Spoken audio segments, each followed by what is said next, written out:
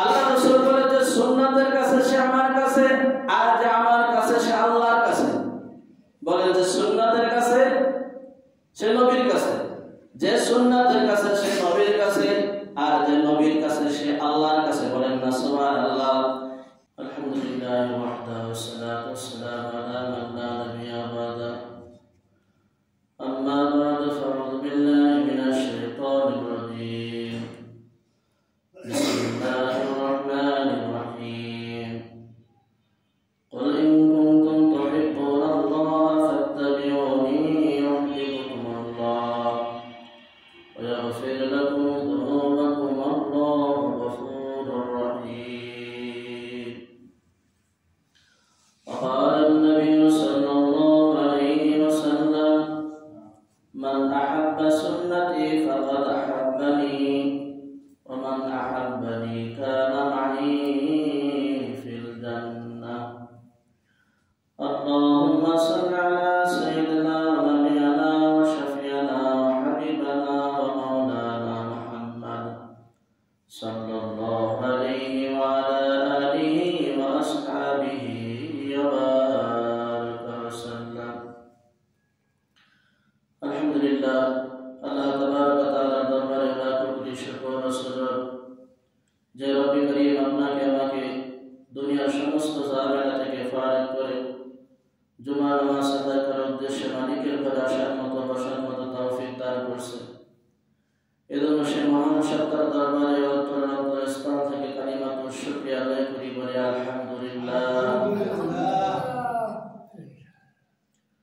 আল্লাহ তাআলা দীর্ঘ সপ্তাহ থেকে সপ্তাহ পর্যন্ত একটি সপ্তাহ আপনাকে আমাকে হায়াতে তাইয়্যিবা দান করলো। এজন্য সে রবের দরবারে আরেকবার শুকরিয়া আদায় করি, বলে আলহামদুলিল্লাহ। আল্লাহ তাআলা আপনার আমার উপর বড় ইহসান, বড় অনুগ্রহ, বড় দয়া করছে বিধায় আপনি আমি মসজিদে আসতে পারছি। কত মানুষ এখনো নামাজ আসতে পারে না, এখনো নামাজের জন্য তৈরি হয়নি। এই জন্য সবসময় রবের শুকরিয়া আদায় করতে থাকা। যে নেক আমল করলো এই ব্যক্তি আল্লাহ তাআলার নৈকট্য হাসিল করলো, আল্লাহ তাআলার কাছাকাছি হইল। এই জন্য সবসময় আমার হালাতে নেক আমলের সাথে জুড়ে মিলে থাকা। জানি না কোন আমল কোন সময় মালিক কবুল করবে। এই ওসিলায় হয়তো বা আপনার আমার হায়াতের জিন্দেগি সময়টা কাজে লেগে যাবে। কথা বলেন ঠিক কি? গতকাল হাদিস পড়তেছিলাম, হাদিসের ভিতর আসছে জুমার দিনের ফজিলত যদি মানুষ জানতো তো মানুষ পাগল হয়ে যেত। কি হয়ে যেত? পাগল হয়ে যেত। কিন্তু আমরা আখিরাতকে পিছিয়ে রাখছি, দুনিয়াকে আগে রাখছি। আগে দুনিয়া, এরপরে মন চাইলে আখিরাত করবো, না চাইলে না করবো। আসলে বিষয়টা ছিল তা না। বিষয়টা ছিল এটা যে আগে আখিরাত, এরপরে দুনিয়া। আগে আখিরাতের কাজ করবো, এরপরে যদি পারি তো দুনিয়ার কাজ করবো। কিন্তু সাহাবীরা এটা ভালো করছে। সাহাবীরা কি করছে? এই জিনিসটা ভালো করছে। তারা আখিরাতের দৈনিকের কাজ দৈনিক তারা করে গেছে। কিন্তু আমরা আজকে দুনিয়া এমনভাবে ধরছি, এমনভাবে আটকে ধরছি, দুনিয়া যেন না চলতে পারে। কিন্তু এই দুনিয়া যতবারই চেষ্টা করো, যতবারই তুমি ধরো, এই দুনিয়া ধরার জায়গা কেউ ধরতে পারে নাই। পারছে? কেউ পারে নাই। এই জন্য তোমার আমার একদিন শেষ হয়ে যাবে। দুনিয়া করতে করতে হঠাৎ তুমি আমি একদিন কবরে চলে যাবে। ওই সময় আফসোস আসবে, হায় আল্লাহ আমি কি করলাম, কি জন্য পাঠাইছিলাম, আমি কি করতেছিলাম, এখন কি নিয়ে তোমার কাছে আসলাম, কি জবাব দেব। ওই সময় যেন আফসোস করা না লাগে। এই জন্য মালিকের সব সময় মালিকের শুকরিয়া আদায় করা। মালিক কেন পাঠাইলো? আল্লাহ তাআলা বলেন, আমি তোমাদেরকে দুনিয়ায় বেহুদা পাঠাই নাই, আমার একটা উদ্দেশ্য আছে। আছে না নাই? এই উদ্দেশ্য ছাড়া কোনো মানুষ কাজ করে না, কেউ করে না। তো আমারও একটা উদ্দেশ্য আছে। এত বড় জান্নাত তোমাকে দেবো, এইটা বিনিময় কি দেবো? ঈমান এবং আমলের বিনিময়। কিসের বিনিময়? ঈমান এবং আমলের বিনিময়। ঈমান আমল না থাকলে তোমাকে এত বড় জান্নাত আমি তোমাকে দেবো। এজন্য সবসময় ঈমানের হালাতে থাকতে চেষ্টা করা, যে আমি যদি ঈমান নিয়ে কবরে যাইতে পারি, এই তামান্না দিলে থাকে। তো দোস্ত, এই জুমার দিনের বহুত ফজিলত আছে। তার ভিতরে যে ফজিলতটা বলা হয়েছে দোস্ত, এই জুমা থেকে পিছের জুমা করলাম, ওই জুমা থেকে এই জুমা পর্যন্ত আল্লাহ তাআলা হায়াত দারাজ করলো। জুমার দিনে পুত পবিত্র হইয়া উত্তম ভাবে গোসল কইরা পবিত্র কাপড় পরবে, হোক সেটা পুরাতন হোক পবিত্র হইতে হবে।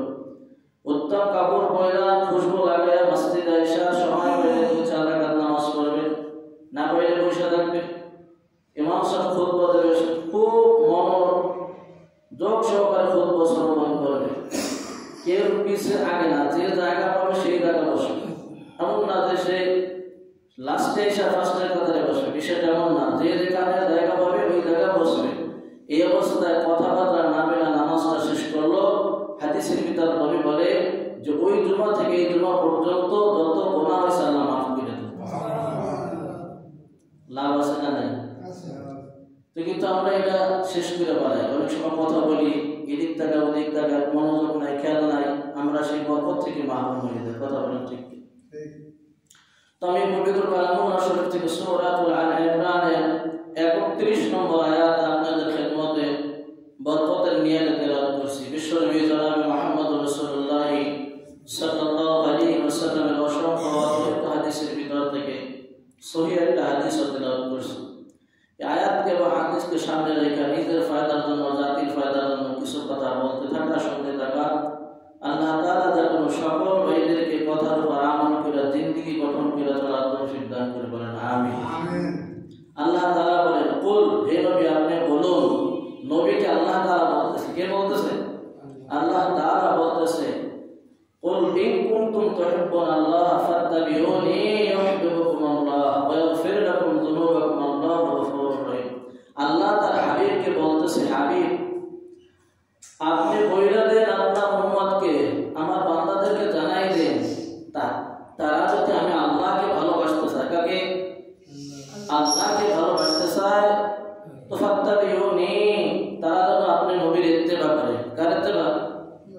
কথা বলেন, নবীর ইত্তেবা করে। নবীর ইত্তেবা করলে কি হবে? আল্লাহ তাআলা বলবে আমাকে ভালোবাসার আগে আমার হাবিবের ইত্তেবা করো, অনুসরণ করো। আর আমার হাবিবকে যে ভালোবাসবে আমাকেই ভালোবাসবে, বলেন না সুবহানাল্লাহ। আর আমার হাবিবকে যে ব্যক্তি ভালোবাসবে আমি তাকে দুইটা জিনিস দেব। 1 নম্বরে আমি তাকে ভালোবাসবো। 1 নম্বরে কে ভালোবাসবে? আল্লাহ তাআলা বান্দাকে ভালোবাসবে। 2 নম্বরে ওয়া ইয়াগফির লাকুম যুনুবাকুম আল্লাহু গফুরুর রহিম। তোমার আমার চলার পথে কিছু গুনাহ হয়, হয় না? হয় না?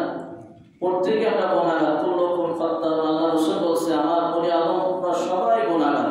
এই হিসাবে আমরা গুনাহগার। এমন কেউ বলতে পারবে না যে আমার জীবনে আমি কোনো গুনাহ করি নাই। এই কথা বলার কোনো সাহস নাই, সুযোগও নাই। সবাই গুনাহগার, এই হিসাবে আমরা গুনাহগার।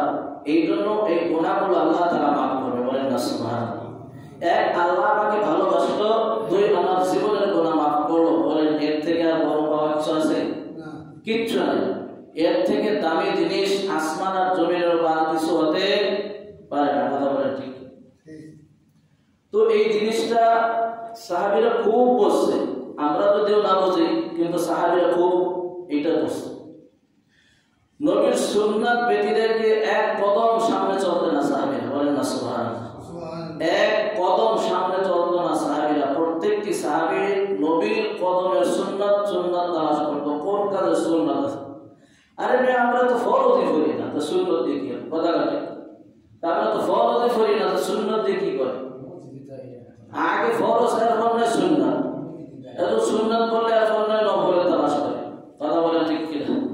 কিন্তু সাহাবীদের প্রত্যেকটি কদম চলছে সুন্নাত মুআফিক, বলেন না সুবহানাল্লাহ।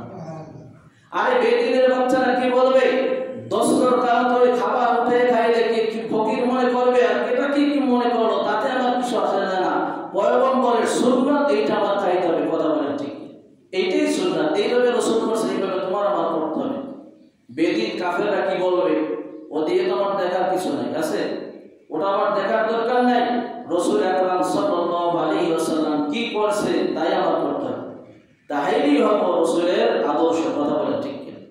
রাসূলের আদর্শ তখনই হওয়া যাবে রাসূল যা করছে তাই আমরা ফলো করে যখন জিন্দেগি চলবো, তখন নাকি বোঝা যাবে হ্যাঁ তুমি রাসূলকে ফলো করছো, রাসূলকে তুমি নেতা মানছো, ওই অনুযায়ী তুমি চলছো। হয়তো বা আশা করো এই ওসিলায় আল্লাহ তাআলা মাফ করতে পারে, বলেন না সুবহানাল্লাহ। আব্দুল্লাহ ইবনে ওমর রাদিয়াল্লাহু তাআলা বড় মাফের একজন সাহাবী। রাসূলের প্রত্যেকটা সুন্নাতকে তিনি ফলো করছে, বলেন সুবহানাল্লাহ।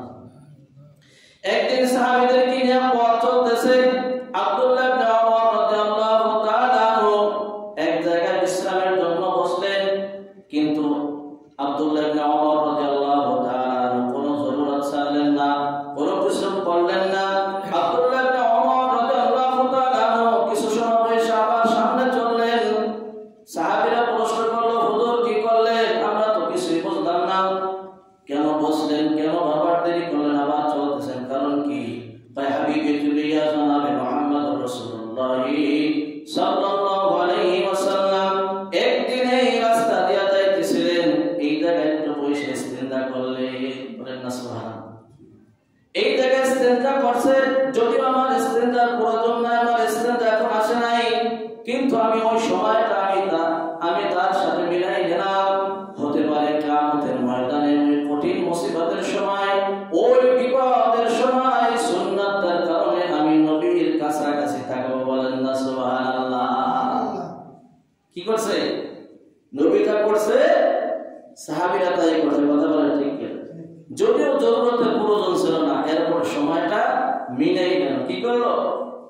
মিলাই গেল। আব্দুল্লাহ ইবনে ওমর রাদিয়াল্লাহু তাআলা আনহু তার বাসা থেকে অনেক দূর, হুদুদ হারাম, খেজুর বাগান, আল্লাহু আকবার, এই জায়গা যায় প্রতিদিন একই টাইমে সময় মতো উনি বিশ্রাম করে। কি করে? বিশ্রাম করে। সাহাবীরা জিজ্ঞাসা করলো, হুজুর এই জায়গা কেন আসেন, কারণটা কি? কয় আমার কলিজার টুকরা জনাবে মুহাম্মদুর রাসূলুল্লাহ সাল্লাল্লাহু আলাইহি ওয়াসাল্লাম এই জায়গায় আসা এই খেজুর বাগানে কাইলুল্লাহ করতেন। দুপুরে খাবার খাওয়ার পরে এই জায়গা খেজুর গাছে আমার রাসূল আয়েশা ট্যাগ লাগাইয়া বসতেন। আমি আব্দুল্লাহ ইবনে ওমর রাদিয়াল্লাহু তাআলা আনহু এই জন্য বসি যে কিয়ামতের ময়দানে নবীর কাছাকাছি থাকা যায়, বলেন না সুবহানাল্লাহ। যদি এই সুন্নাতের কারণে আমি নবীর কাছাকাছি থাকতে পারি, এই জন্য আব্দুল্লাহ ইবনে ওমর রাদিয়াল্লাহু তাআলা আনহু অনেক দূর হাইটা যায় প্রতিদিন এই খেজুর বাগানে কাইলুল্লাহ করতেন, বলেন না সুবহানাল্লাহ। প্রত্যেকটি সাহাবী ও দোস্ত বুজুর্গ মৃত্যুর আগ পর্যন্ত নবীর পথ অনুসরণ চলতো। নবী যেই কাজ করছে সাহাবীরা সেই কাজ করছে।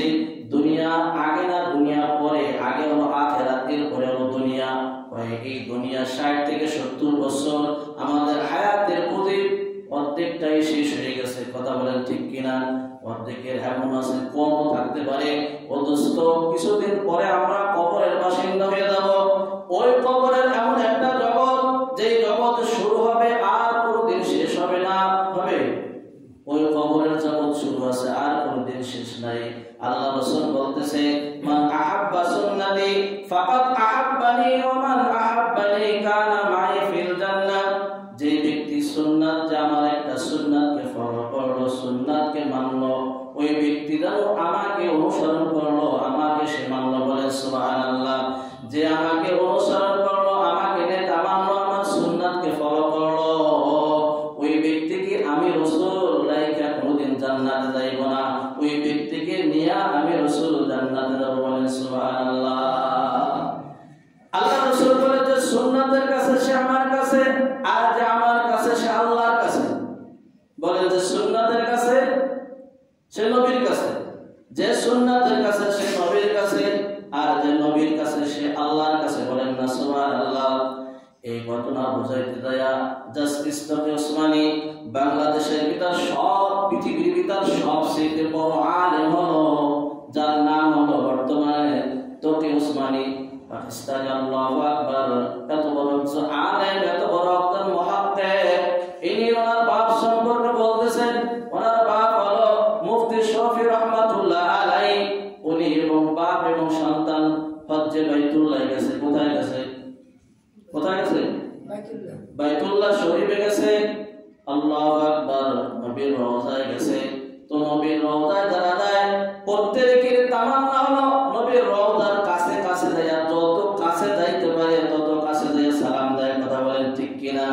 আব্বাজিকে জিজ্ঞাসা করলাম, আব্বাজি আপনাকে আমি বারবার ফলো করতেছি, আপনার সাথে হজের সাথে দেখতেছি, প্রথম গেট যেখান থেকে ঢোকে হাজিরা, আল্লাহু আকবার। এই গেটে দেয়া শেষ বর্ডার যে জায়গা, সেই জায়গা দিয়ে আস্তে আস্তে আসসালাতু ওয়াসসালামু আলাইকা ইয়া রাসূলুল্লাহ, এইভাবে আস্তে আস্তে বীর কইরা মুফতি শফি সাহেব সালাম দিতেছে।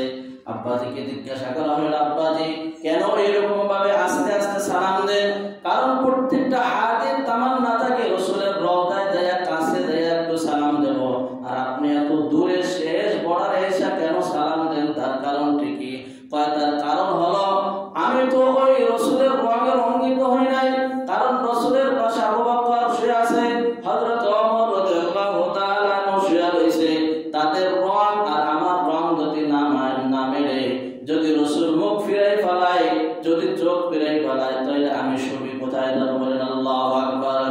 এই ছবি সাহেব কত বড় একজন আলেম, এত বড় আলেম, আল্লাহু আকবার। যেই মারিফুল কোরআন তরজমা করছে তিনি, এমন কোন ভাষা নাই যেই ভাষায় রূপান্তরিত হয় নাই আল্লামা মহিউদ্দিন খান সাহেবের অনুকরণে। আল্লাহু আকবার। মুফতি শফি সাহেব প্রত্যেকের ভাষায়, প্রত্যেকটি ভাষায় এই মারিফুল কোরআন তরজমা করছে। বাংলাদেশের এমন কোন মসজিদ বাকি নেই যে মসজিদে এই তাফসীর পৌঁছায় না। বলেন না সুবহানাল্লাহ। এত বড় একজন আশিক রাসূল, এত বড় একজন আলেম, তিনি যদি এই কথা বলতে পারে যে আমি যদি রাসূলের রঙে রঙিত না হই, যদি রাসূল মুখ ফিরে পালায়, তো আমি কি জবাব দেব? একদিনের ঘটনা, আল্লাহ রাসূল সাল্লাল্লাহু আলাইহি ওয়াসাল্লাম এই দিন তাকে স্বপ্নে দেখাবে, এই দিন তাকে ইলহাম দেবে, এই জন্য আল্লাহ রাসূল অপেক্ষায় আছে। আল্লামা শফি সাহেব তার সন্তানকে নিয়ে আবার এক বছর হজে গেলেন। হজে যাইয়া লাস্ট বর্ডারে, লাস্ট পিলারে, ওই পিলারের ওই সাইডে আর কোনো বাউন্ডারি নাই, ওইটাই শেষ বর্ডার। ওইখানে যাইয়া আসসালাতু ওয়াসসালামু আলাইকা ইয়া রাসূলুল্লাহ, আসসালাতু ওয়াসসালামু আলাইকা ইয়া হাবিবাল্লাহ, এই কথা বলার পরে আল্লামা শফি সাহেব কি করলেন? কানটা একটু পিলারের কাছে লাগাই দিলেন। পিলারের কাছে লাগাই দিয়ে কি যেন আওয়াজ শুনলেন। রওজা আথার থেকে একটা আওয়াজ আসলো, জাস্টিস তকি ওসমানী জামাত বরকাতুহু আলিয়া জিজ্ঞাসা করলো, আব্বাজি কি শুনলেন? কয় শুনলাম রওজা আমি সালাম দিয়ে আমি কান পাতলাম, দেখি রওজা থেকে কি আওয়াজ আসে। রওজা থেকে আওয়াজ আসছে, শফি তুমি যত দূরেই থাকো না কেন, তুমি যত আড়ালেই থাকো না কেন, যদি তোমার ভিতর সুন্নাত থাকে, তোমার পরিপূর্ণভাবে সুন্নাতের ইত্তেবা করতে পারো, তাহলে তুমি আমার কাছে। বলেন না সুবহানাল্লাহ। তুমি আমার কি কাছে? যদি তোমার কাছে সুন্নাত থাকে, তাহলে তুমি যত দূরে থাকো না কেন, তুমি আমার কাছে। আর যদি তোমার কাছে সুন্নাত না থাকে, তুমি এই অবস্থায় আমার রওজার পাশে এসেও তুমি যদি দাঁড়াও, তুমি আমার কাছে না, তুমি আমার অনেক দূরে। এই আওয়াজ কোথা থেকে আসছে? কোথা থেকে? রওজার থেকে আওয়াজ আসছে। তো মসজিদে নববীতে বসে এই কথা সন্তানকে বলতেছে, সন্তান শুনতেছে। কয় বাবা যতদিন জীবিত ছিল আমি এই কথা প্রকাশ করি নাই।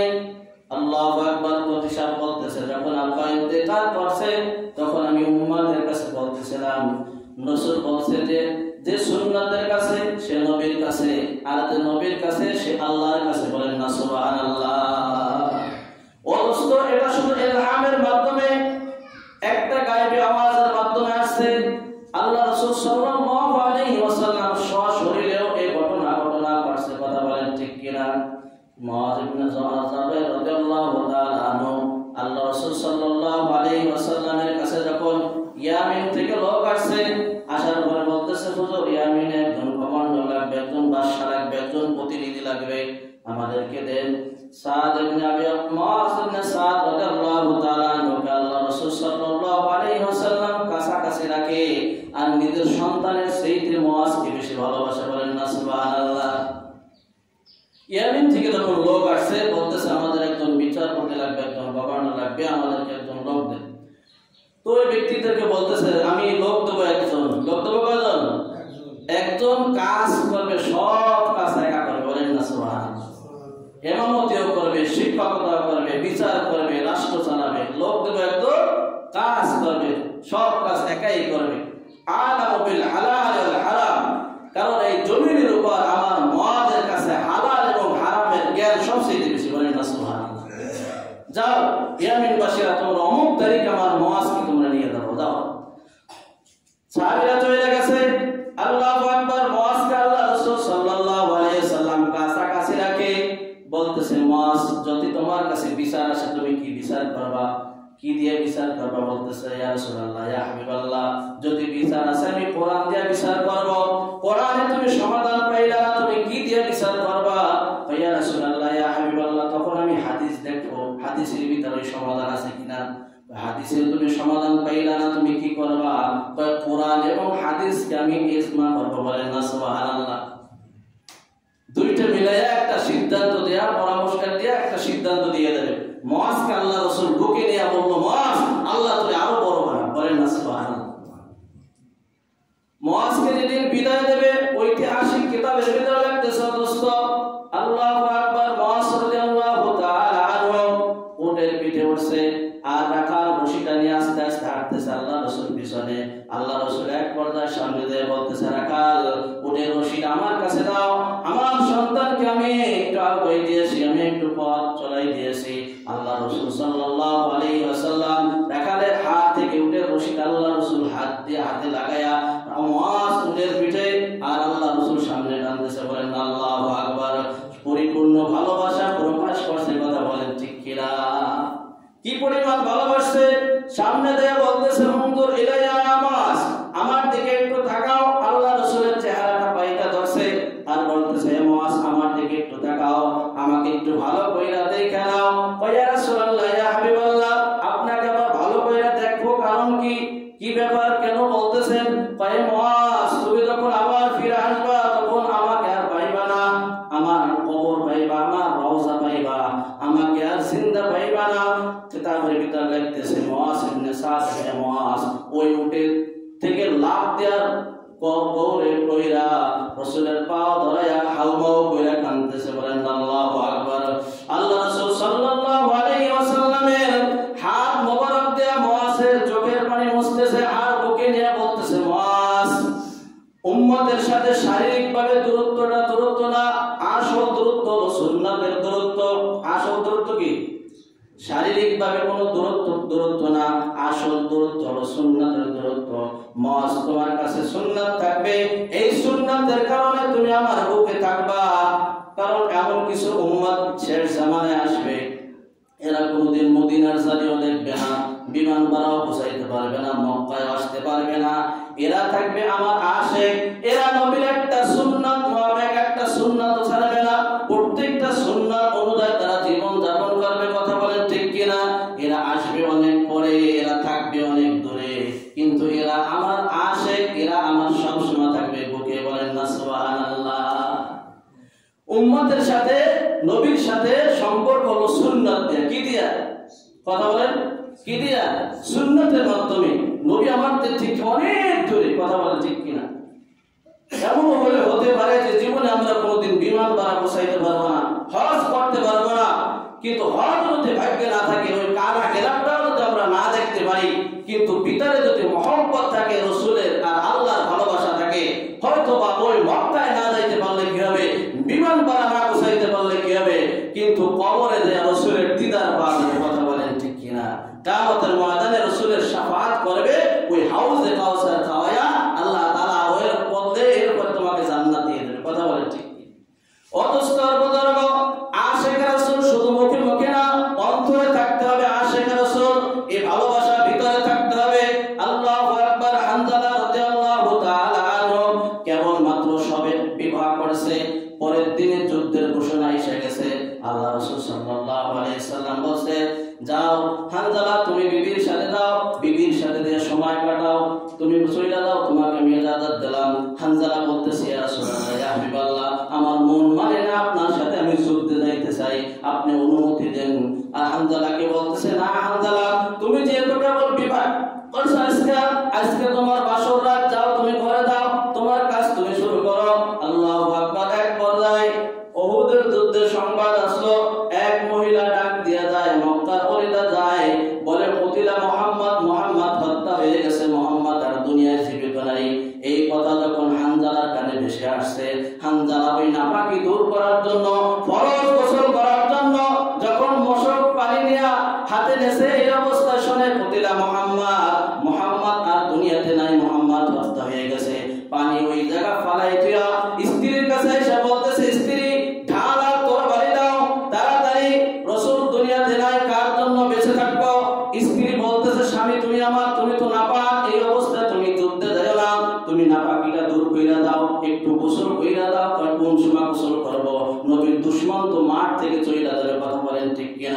স্ত্রী তাড়াতাড়ি ঢাল আর তরবারি দাও, আমি রাসূলের সাথে যুদ্ধে যাব, আমি যে যুদ্ধ কইরা যারা নবীকে হত্যা করছে তার প্রতিশোধ আমি নেব।